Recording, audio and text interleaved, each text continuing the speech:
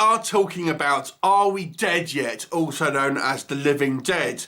This one is directed by Freddy Krueger Nwaka, who also wrote this, and stars Jessica Jane Stafford, who I believe was in The Real Hustle or Hustlers or something like that. And it's a horror comedy, and it focuses on this group of thieves, this group of this crime gang.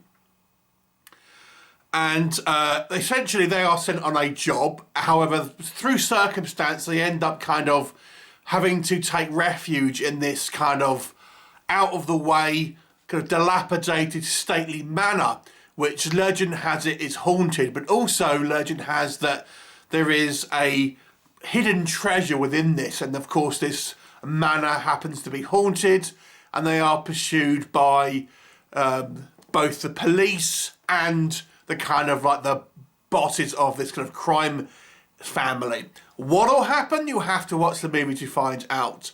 So a low-budget British horror comedy that tries to kind of be almost like a Guy Ritchie film if he directed Scooby-Doo, is the best way I would describe this one. Kind of a Scooby-Doo Guy Ritchie film.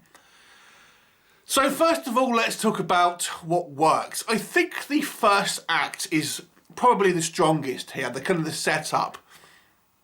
And this is where you really see the kind of the Guy Ritchie elements come in.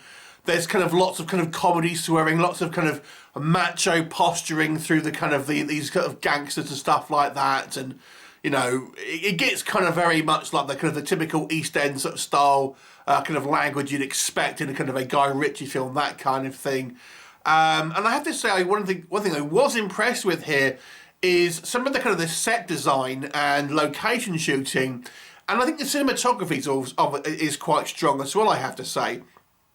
The look and kind of like the general creepiness factor that this kind of like this stately manor exudes, I have to say it does look very good, but it does kind of remind you of a Scooby-Doo kind of thing. It almost is a little bit too OTT in a certain way, but nonetheless it is kind of fun to have a very typical kind of haunted house that you think this kind of wouldn't just be left here, but nonetheless, it's still quite kind of fun to be kind of like as a backdrop of this kind of story. I think our kind of 5 main characters are quite well defined, and we have kind of a little intro at the beginning, kind of telling you all about their kind of various different kind of skills and stuff like that. And Madison, who is our female member of the gang, is kind of the de facto leader and kind of certainly the smartest one in the group. The movie does go in a somewhat unexpected place to a certain degree. After the kind of the first act, we were introduced to the kind of the spiritual side of things, and to be honest with you, I wasn't really expecting it to go in this particular direction. I'm not saying that's necessarily a good thing, but I will say it was a step in a direction I wasn't expecting. And then the kind of the last act, we have our zombie kind of outbreak, so to speak, and this will kind of remind you of the zombies kind of walking through the woods, very much like your classic kind of like Romero style zombies. But let's talk about maybe what doesn't work here. I have one big criticism I want to get out of the way, and it is a spoiler for a kind of a plot point in the movie, but I think it doesn't really matter, to be honest. So we learned that the whole reason why they have ended up in this house was a setup. The kind of the crime boss wants this hidden treasure, and the initial robbery that they actually did was more or less just a reason to get them to this kind of this dilapidated and abandoned stately manor to begin with.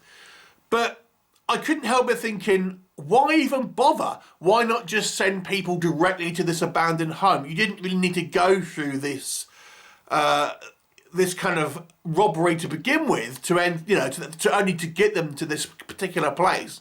Why not directly just hire some men to go and find this treasure? It seemed like such a major oversight, just to try and get this kind of. I think the idea is that you want to have this kind of betrayal where where our kind of a group of our characters learn that they've been duped ultimately to go and find this treasure, or at least to be in the area where this treasure is. But you've got to think about it. There's really no reason for this to happen, because, like I said, this haunted, this buried treasure is on an abandoned property. They're not having to kind of, break in anywhere necessarily. You could literally just get the one guy who actually knows what's going on to go and get the treasure without all the rigmarole of these other people being involved who don't know what's going on, or the robbery at the beginning. It's such an obvious plot hole. It just seems like, but then there would be obviously no movie. But that's where your writing comes in. So it just goes to show that I just don't think the writing is particularly good on this movie. This, using that one example. Now, what you often see with kind of horror comedies and things like, oh, it's a comedy, you're not supposed to take it too seriously. But I always think that's a little bit of a cop-out when people kind of like shy away from criticism and say, oh, well, you're not supposed to take it seriously and things like that. But, we're meant to believe our characters are, we're meant to be on a journey with our characters, despite this as being kind of like a not quite so realistic environment. I get it, but it just doesn't, I still think you have to have, if you're going to tell a story, it still has to kind of hold up unless you're doing an out-and-out spoof. But let's maybe talk about what else doesn't work here. For some reason, this movie, all of the male characters are imbeciles, while the female characters seem to be the only competent ones in their respective groups. So we have this group of 5 thieves. The only competent one is the female member of the group. And at the police, the only competent member of the police is the one female officer.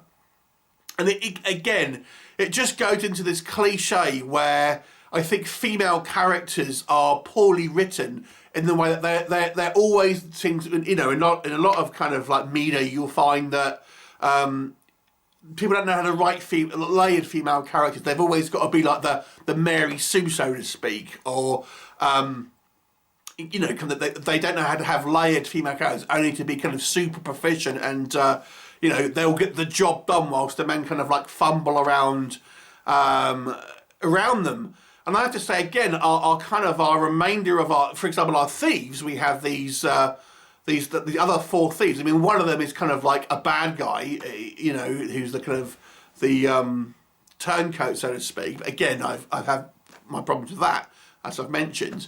But the other, they all kind of just end up being bumbling fools. And again, it would have been, I think, more.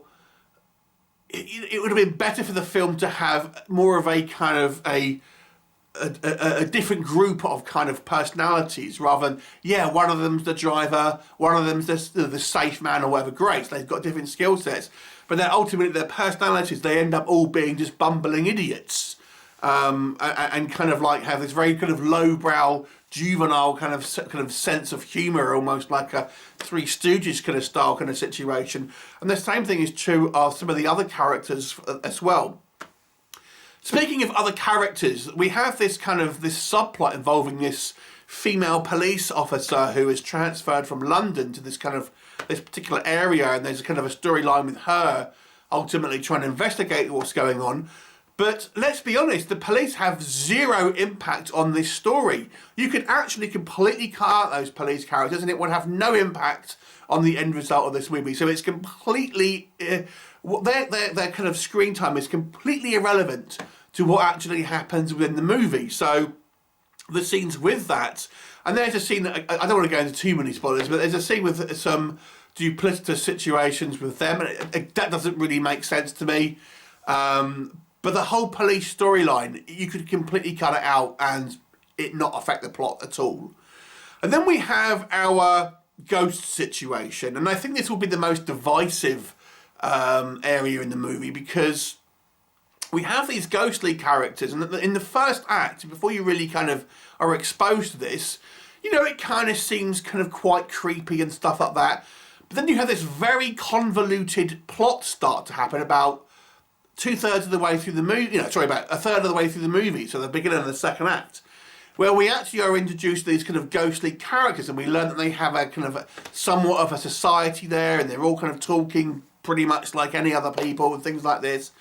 And it just ultimately sucks any kind of horror elements out that you may have had in this movie. So the movie is no longer really a horror comedy rather than just a kind of a gangster comedy with some supernatural elements, because any sort of horror elements just at that point are really undermined. So the horror element is really gone, and we just have this really kind of like confused plot involving this curse of this particular property, and anyone who dies there, they're all kind of trapped there and things like that. And it just, I don't know, it doesn't work. The makeup is not particularly good.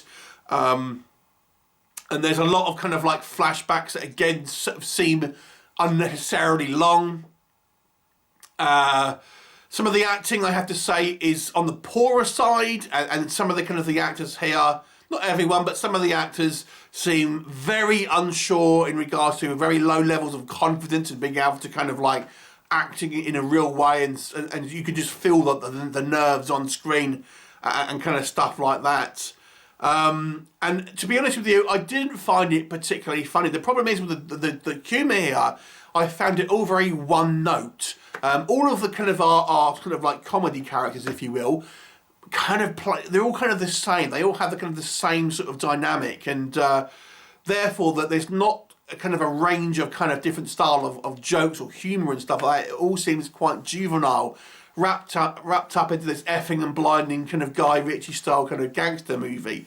So I thought the tone of this movie is very kind of up and down in it. I'm not quite sure who this is really aimed at, to be honest with you, because the humour is very juvenile, but the kind of language and stuff and that sort of thing is very adult. But then again, the horror is...